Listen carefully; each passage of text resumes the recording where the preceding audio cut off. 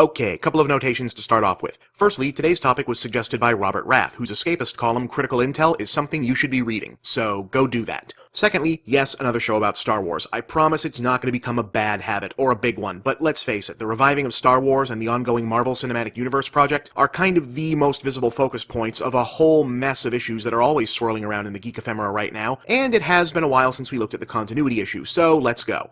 Okay, so as you're all pretty much aware now, a new trilogy of Star Wars movies is now in pre-production at Disney, with at least the first installment being handled by director J.J. Abrams. As most are probably also aware, Disney is also working on standalone Star Wars movies set outside of the new trilogy, one of which is being written by Lawrence Kasdan, late of The Empire Strikes Back, and some other stuff, but mostly The Empire Strikes Back. When asked about what kind of outside influences might contribute to the new film's taking shape, Kasdan offered up some quotes to the LA Times that many have chosen to interpret as confirmation that the so-called Star Wars expanded universe of books and other media are not being considered for inclusion in the new series. Now, I'd kind of figured that this would be the case all along, which is to say the possibility that Disney had paid billions of dollars for the rights to Star Wars so that they could then turn around and make film adaptations of decades-old for-profit fan fiction cranked out by the genre paperback factory system never once entered my mind. I just sort of figured it was a foregone conclusion that nobody was going to be called into Disney casting offices to read for Mara Jade. But apparently some people were under the assumption that the expanded universe canon was just going to become the canon now, and so now some people are kind of upset.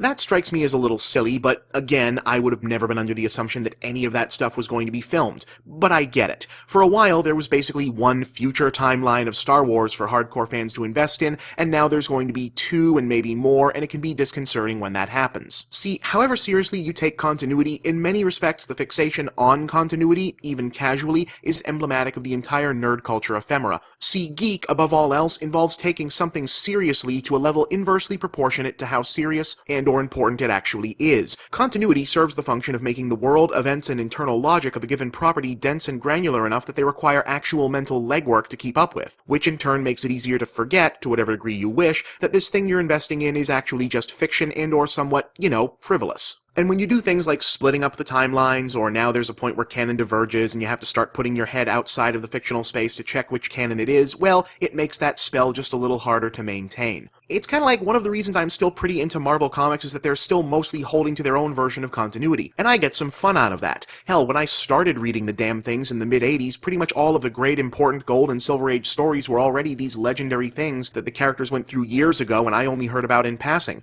But even just the idea that, say, Spider-Man had a concrete established history that was older than me made it feel bigger and more real. By contrast, DC Comics, which I'm also theoretically a fan of, has basically broken their own continuity so many times it's impossible to get invested in anymore. Yeah, sure, none of it is technically real, but at this point it's all so unreal that reading it is like a joke with no punchline. And hell, to use a less trite example, you'll never convince me that Mario and Luigi don't come from Brooklyn, New York. Yeah, I remember the ending of Yoshi's Island and the backstory to Partners in Time, but it doesn't matter. Something happened in between those games and the original Super Mario Bros. That makes the circa 1980s canon still hold, dammit. It just has to have. I mean, how else could they clearly be Italian Americans if they originated in a universe that does not appear to have an America or in Italy? To say nothing of radical differences in physics, gravity, and their effects on the relative bone and muscle structure of a being born in one dimension and or planet, but displaced to another, like Kal-El or John Carter, being the only things that can logically explain how two otherwise ordinary plumbers have the strength to leap dozens of feet in the air, run fast enough to achieve aerodynamic liftoff, and break solid stone with their fists. Hell, it would even explain why their bodies undergo strange changes when exposed to seemingly common Mushroom Kingdom fauna that don't generally have that effect on the native population, and...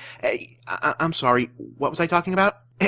My point is, yes, I understand where the compulsion to be protective of a singular or at least cohesive continuity in things like Star Wars comes from. I get it. I feel your pain. But we do need to learn how to compartmentalize these things for our own good. Like it or not, geek culture is big business in this new century, and that means we're going to be seeing a lot more spin-offs, streamlinings, reboots, and divergent continuities. I like to think of it in terms of karmic trade-offs. I got this, which means I have to put up with this, for a while. And being able to deal with that stuff, i.e. dig what you dig and brush off the rest, honestly, can make your enjoyment of such things more life-fulfilling and less life-consuming. After all, the only place where what was real or canon truly matters is in here.